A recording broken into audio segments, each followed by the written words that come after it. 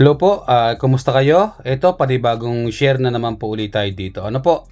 Ito ay Bluetooth speaker mga boss, ang isi-share ko sa inyo ngayon sa video natin na to. Okay, so ito po ang kanyang model, Kimiso, no? Kimiso, Bluetooth speaker po ito.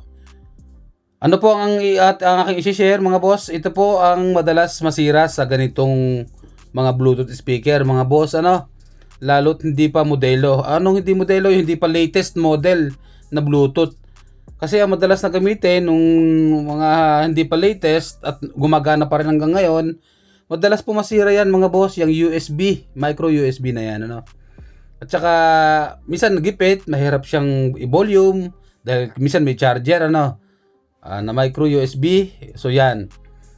Minsan, yun nga po, madaling masira yan sa yung micro USB na yan at gipit pa minsan, gipit ang pinaglalagyan niyan, ano. Yan po ang i-share ko sa inyo mga boss.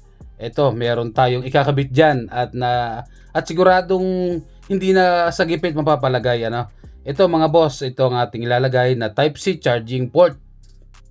Type-C na po yan mga boss, ano po. Okay, so yan. Napakaganda po gamitin ito mga boss. Ito ay meron ng takip na rubber, ano.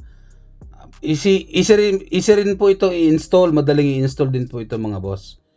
Ayan, sundan nyo lang po yung video natin at siguradong makakakuha kayo ng idea dito mga boss sa ating video na to. So yan, ito nga po, tinuturo ko dyan, madaling masira. Yan pong video natin na yan, sira po yan. Lubog na yung kanyang micro USB dyan. Yun nga po, madaling masira talaga yan. So kaya ito, kung sa mga hindi pa po nakakaalam ano mga boss, ito ang pwede nyong gawin na pamalit. Pangmatagalan din po ito mga boss. Ang gagawin natin na to, pangmatagalan na po at matagal masira. Kahit sabihin na natin kahit modelo pa din na Type-C pa rin yung kanyang USB na ginamit, pwede nyo rin pong gamitin ito. Yung kahit Type-C ka na, pwede mo pa rin siyang i-Type-C pa rin. Okay? Kung ayaw mo maghinang sa board, ano? Kung ayaw mo maghinang sa board na maraming pins, ito ang napakagandang solusyon. So yan. So dito ko po naiisip na ilagay ano sa ibabaw. Bakit? Bakit ko diyan ko sa naisip? Kasi mas maganda po diyan, mas maluwag. Kayo po, kung anong reference, kung ano ang maganda sa inyo, kung saan niyo pwedeng ilagay, nasa sa inyo po 'yon, ano? Pero dito sa video natin, ayan po, sa ibabaw ko siya ilalagay. So yan, fast forward tayo dito, fast forward at kinalas lang naman, kakalasin lang naman natin. So yun.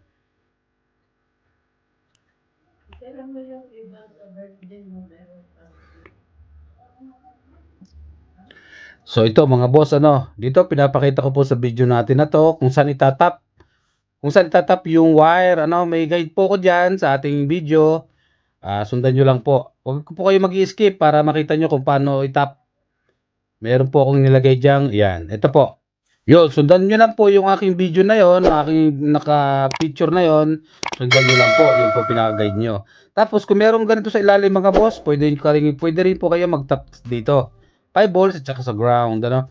Sundan nyo lang po yung color coding na nakalagay ko sa video natin, sa picture, sundan nyo lang po.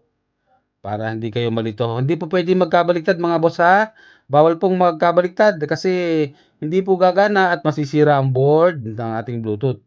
Kailangan sundan nyo po yung 5 volts at saka yung itim, yung ground, ano. Sundan nyo po yung video natin na to. Hindi po kayo malilito mga boss.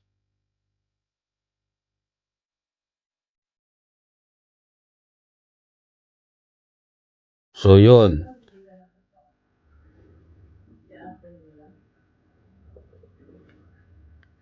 Okay, so dito magtatap na tayo mga boss ano ng ating Type-C sa charging port. So yan, yan nga po, dito ko siya naisip na ilagay sa taas. Kasi yun nga po, pagka magcha-charge tayo, hindi siya nasasagi. Tsaka kung mag-adjust tayo ng volume, yan, nakapirmi po siya dyan sa taas, ano? At meron na rin po yan lock na nut. Yan, lock po niya yan, yung kinakalas ko na yan, lock niya yan. Pagka halimbawa boss, mga boss, makapal yung kanyang ano, kasi ginawa ko po diyan, binutasan ko po yung ating kasi plastic lang naman po 'yan. Binutas ko po 'yan. Tapos makapal yung kanyang spacer, hindi ko po 'yan nailak ng nut. Yan. Ang iba po niyan manipis lang na ilalak. Ang ginawa ko po mga boss, nilagyan ko ng pandikit. Oh, nilagyan ko ng pandikit para hindi matanggal. So yun, ito mag-actual test tayo dito mga boss para makita niyo po pag na-tap na.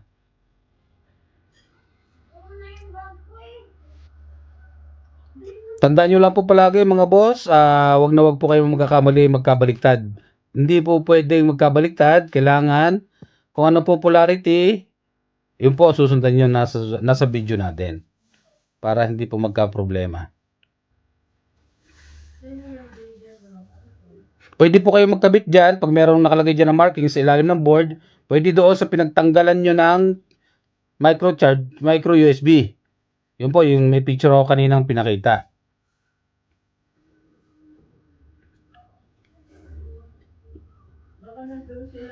So yun, nakabit ko na. At dito actual testing tayo mga boss.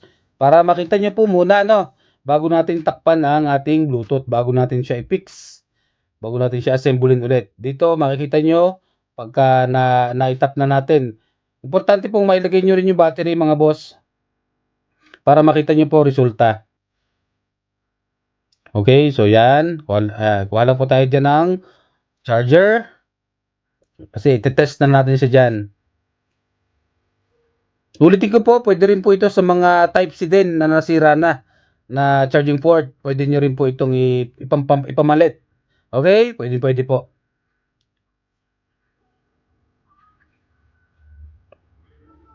So yan, testing tayo mga boss. At yun, okay. So yun. Yan, ang ating dyan. Okay, nakailaw na po ang ating dyan.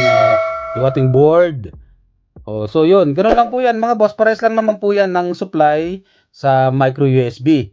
Pares lang po sila, wala pong pinagkaiba. Naiba lang po yan sa port. Type-C na siya, yung luma, micro.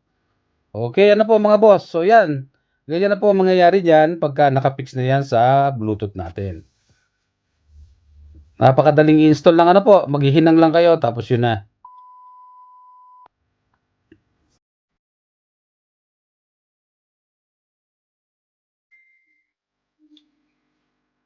So yun, dito mga boss, naikabit ko na, na-fix ko na siya dyan. Yan po, hindi ko siya dyan nalagyan ng nut kasi makapal pa yung ilalim. Nilagyan ko po yan ng pandikit doon sa thread sa pinagbutasan. Kailangan po yung sakto lang, wag yung maluwag para hindi po nahuhugot. Sa bagay, pag may pandikit kayo, hindi na po matatanggal yon. Kahit rugby o yung adhesive glue, pwede po yun.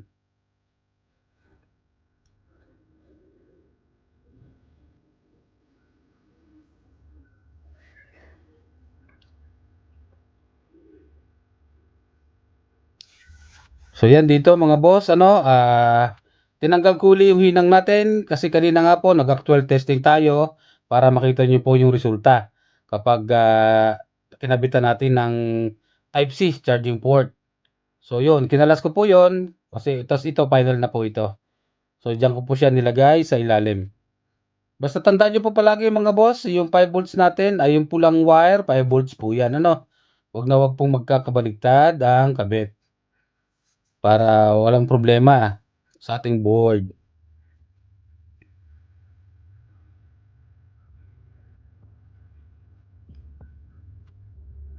So yan, pinapakita ko rin po dyan na pwede kayong mag-tap dyan yung ground, pwede kayo tap sa USB, casing na yan, pwede kayo dyan sa casing, pwede rin doon sa mismong ground na naka-indicate.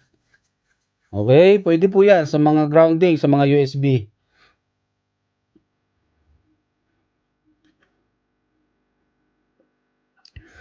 So dito ay binabalik na natin mga boss, medyo fast forward tayo dito konti para mabilis nating maibalik. Yan, napapansin niyo mga boss, may takip siya, yung ating Type-C. Goma po yun, rubber po yun. Ilalagay ko po sa description ng link. Kung gusto niyo yung bumili ng ganyan, ilalagay ko po yung link niyan. Kung para maka-order kayo. Madali lang pong install yan mga boss. Itatap nyo lang sa tamang supply. Basta sundan nyo lang po yung video natin. Madali lang naman po yan. At yung link nga po ay ilalagay ko sa description sa video natin na to.